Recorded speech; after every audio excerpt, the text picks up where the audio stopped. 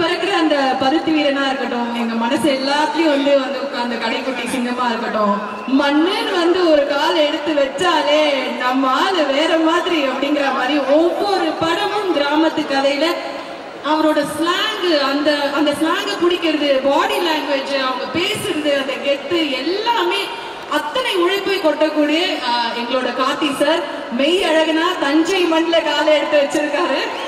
Please மெய் அழகன்ல உங்களை சந்திக்க வராரு எங்களோட கார்த்தி சார். ஒரு வாட்டி நம்மளோட ஸ்டைல்ல அவரை வரவேற்றுக்குமே, இல்ல உங்களை அவரோட ஸ்டைல்ல வரவேற்க சொல்லுவா ஃபர்ஸ்ட். என்ன மாமா சௌக்கியமா? நன்றி, ரொம்ப நன்றி, ரொம்ப சந்தோஷம். எல்லாம் குடும்பத்தோட இருக்கீங்க, ஃப்ரெண்ட்ஸோட இருக்கீங்க. So happy to see all of you.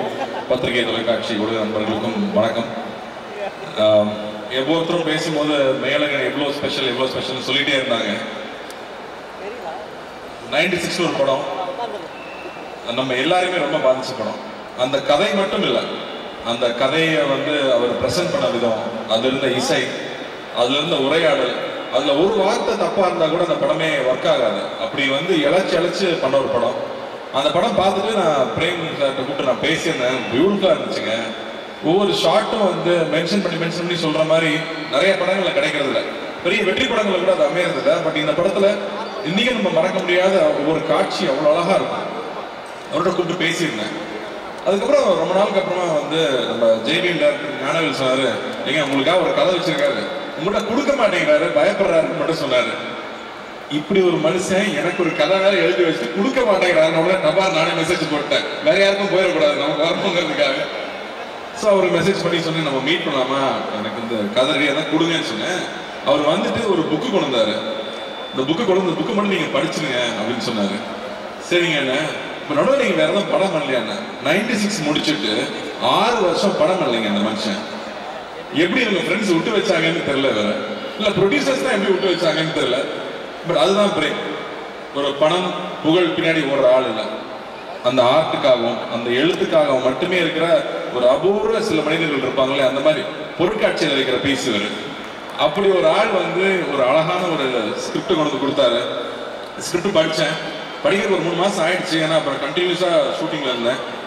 அந்த புக்கு படிக்கும் போதே ஒரு 6 இடத்துலயாவது கண்ணில் தண்ணி போயிட்டே இருக்கு. ஐயோ பேப்பர் நடந்துருச்சேன்னு சொல்லி நான் திருப்பிட்டு இருக்கேன். படிச்சு முடிச்சுட்டேன். எனக்கு அந்த புக்கை பத்தி என்ன சொல்றதுனே தெரியல. ஏன்னா மனசுக்குள்ள சக்தி சொன்ன மாதிரி அவ்வளோ உணர்ச்சிகளை கொண்டு வருது. நான் தேங்க்ஃபுல்லி நாங்கள் ஃபர்ஸ்ட் ஜென்ரேஷன் தான். நான் அப்பா அம்மா கிராமத்துலேருந்து வந்தவங்க. நான் சென்னையில் படிச்சிருக்கேன். பட் என்னோட ஹாலிடேஸ் ஃபுல்லாக கிராமத்தில் தான் இருக்கும். இந்த படம் இந்த புக்கு படிக்கும் போது எனக்கு இருந்த உணர்வு என்னன்னா, இது தமிழ்நாடு, இது நம்மளுது இல்லை, இதுதான் நாம இல்லை அப்படிங்கிற ஒரு உணர்வு வந்துட்டே இருந்துச்சு. அது கரெக்டா கோவிடுக்கு அப்புறம் இந்த படம் கூட, இந்த புக்கு கூட கோவிட்ல எழுதின புக்குன்னு தான் நினைக்கிறேன். ஏன்னா கோவிட் அந்த பீரியட் நம்ம எல்லாருமே யோசிக்க வச்சிருக்கு. நம்ம எங்க போயிட்டு இருக்கோம், நம்ம அப்பா அம்மா என்ன இருக்காங்க, அப்பா அம்மா கிட்ட பேசுறோமா, அண்ணன் தம்பி கூட பேசுறோமா, நம்ம சொந்தக்காரங்க கூட பேசுறோமா, நம்ம ஊருக்கு போறோமா, நம்ம குலதெய்வம் கோயிலுக்கு போறோமா, அந்த தேடல் எல்லாருக்கும் இருந்துட்டே இருக்கு. நான் இப்ப சென்னையில ஒரு தீபாவளி பொங்கல்னா சென்னை காலி, இங்க யாருமே இருக்கிறது இல்ல. டோல்கேட்ல போய் நின்னா அத்தனை வண்டி நிக்குது, எல்லாரும் ஊருக்கு தான் போயிட்டு இருக்காங்க. எல்லாருக்குமே ஒரு தேடல் இருக்கு. நம்மளுடைய ரூட்ஸ் என்னவோ அதை விட்டுறக்கூடாதுங்கிற தேடல் இருக்கு. அதை மிக கச்சிதமா கேப்சுலேட் பண்ற படமா மேலகன் பாக்குறேன். அண்ட் இந்த படம் படம் பார்த்தவங்க ஒவ்வொருத்தரா பிசினஸ்ல பாக்குறாங்க, அப்ரிஷியேட் பண்றாங்க. எப்படிங்க அந்த கதையை தேர்ந்தெடுத்தீங்க, இவ்வளவு கமர்ஷியலான ஒரு படம், இது ஏங்க நான் பண்ணக்கூடாது அப்படின்னு சொன்னேன். ஆக்ஷனும் காதல் காட்சி மட்டுமே கமர்ஷியல் ஃபிலிம் கிடையாது இல்லையா? ஸோ அந்த மாதிரி இதுல அவ்வளோ அற்புதமான விஷயங்கள் இந்த படம் பேசுது. ஸோ அந்த வகையில் இந்த படம் எனக்கு கிடைச்சதுல ரொம்ப ரொம்ப சந்தோஷம்.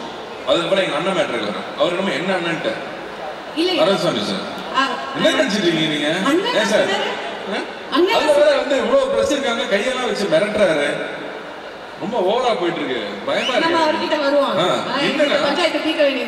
எனக்கு கைதி ஒரு பயங்கரமான எக்ஸ்பீரியன்ஸ். ஏன்னா ஃபுல்லா நைட்லயே ஷூட் பண்ணோம். Full night ஷூட்டிங்க.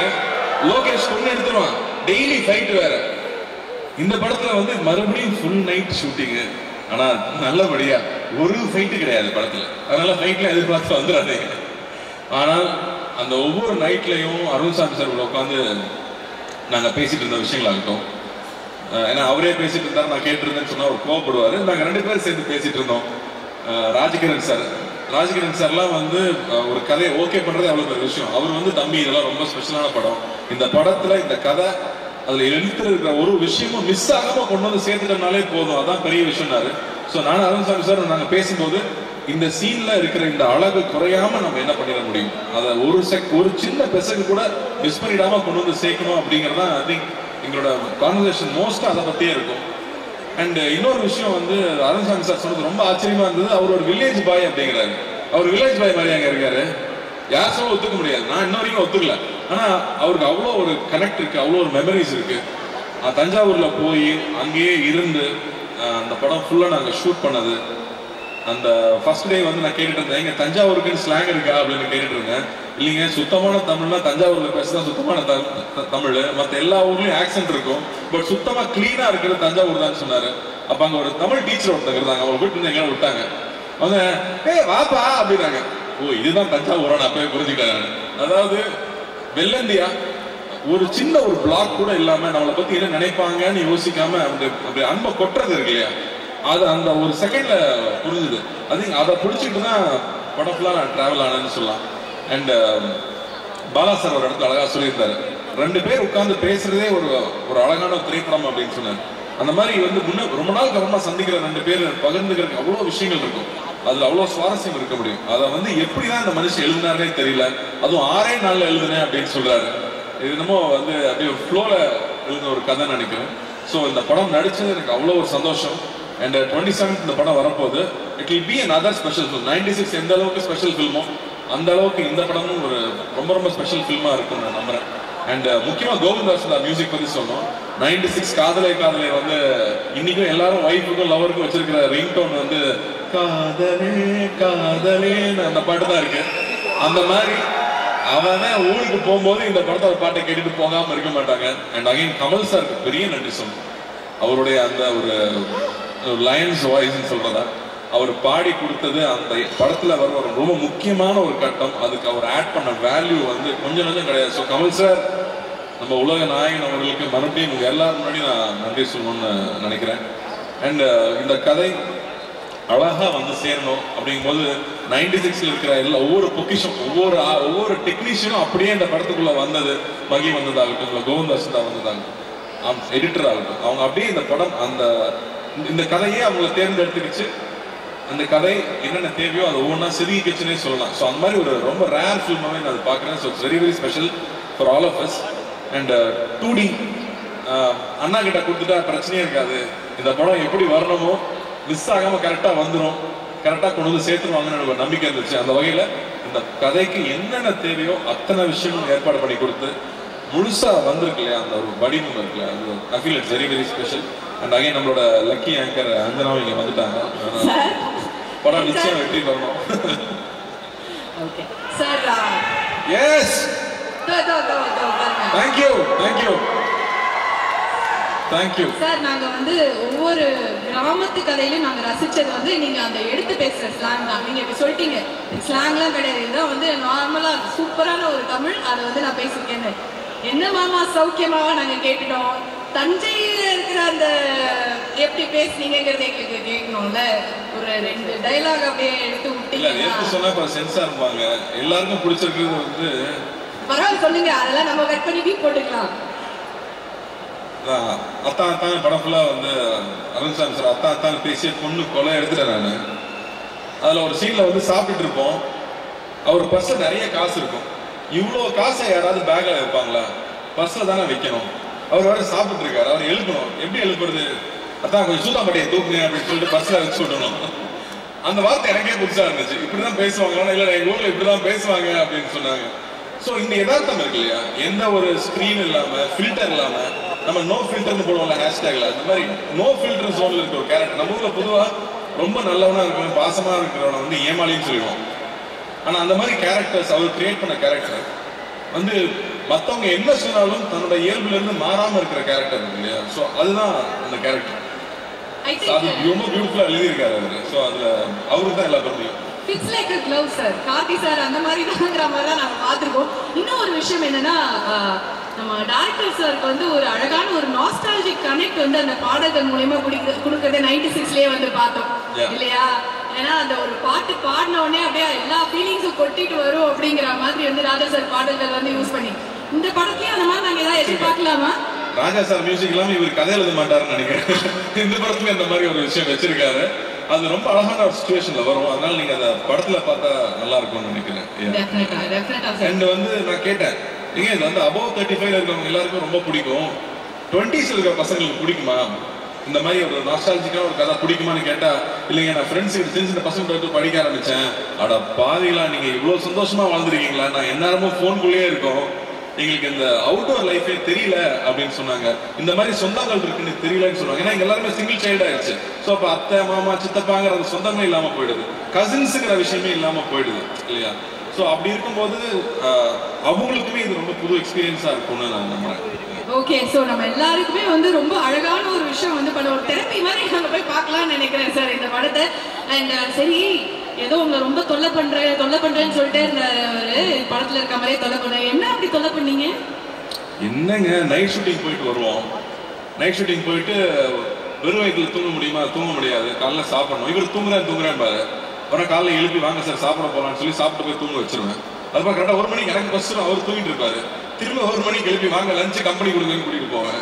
இந்த மாதிரி சின்ன சின்ன தொல்லைகள் தான். 1 மணிக்கு ஒரு மனுஷனை தூக்கத்துலேருந்து எழுப்பிட்டு சாப்பிட்றதுக்காக அப்படின்ற இல்லைங்க. இந்த படத்தை அட்வான்டேஜ் என்னன்னா, சாங் ஃபைட் இந்த பிரச்சனை எல்லாம் இல்லை. ஸோ டயட்லாம் இருக்கணும்னு அவசியம் இல்லை. காரைக்குடியில் வேற தங்கி இருக்கோம், சாப்பாடுக்கு சொல்ல வேணுமா?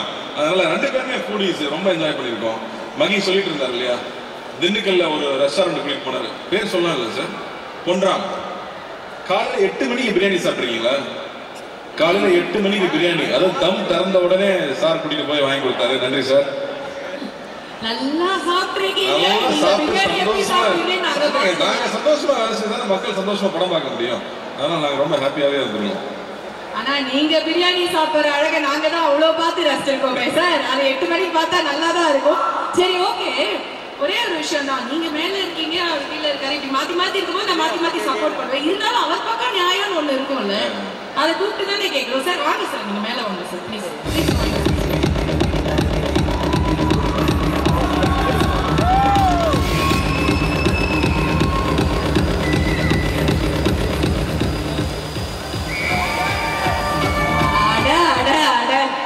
என்ன அழகா இருக்கு பார்க்க அப்படிங்கிற மாதிரி இருக்கு எனக்கு இங்க இருந்து பார்க்க. கீழே நிறைய ஆக்ஷன்லயே சொல்லிட்டு இருந்தாரு சார், நிறைய கம்ப்ளைண்ட்ஸ் இருக்கு போல இருக்கு சார். இல்ல சார், எனக்கு ஒரு கடைசியில பேசுறாரு, சொல்லிட்டு போயிடலாம், அதுக்காக நான் வந்து அதனாலதான் உங்களை வந்து நான் பாருங்க மேல கூப்பிட்டேன். கடைசியா அப்படி முடிக்க விட மாட்டோம், உங்களை தரப்ப சொல்லிடணும் அப்படின்னு. அவர் சொல்றதே பெட்டர் நினைக்கிறேன்.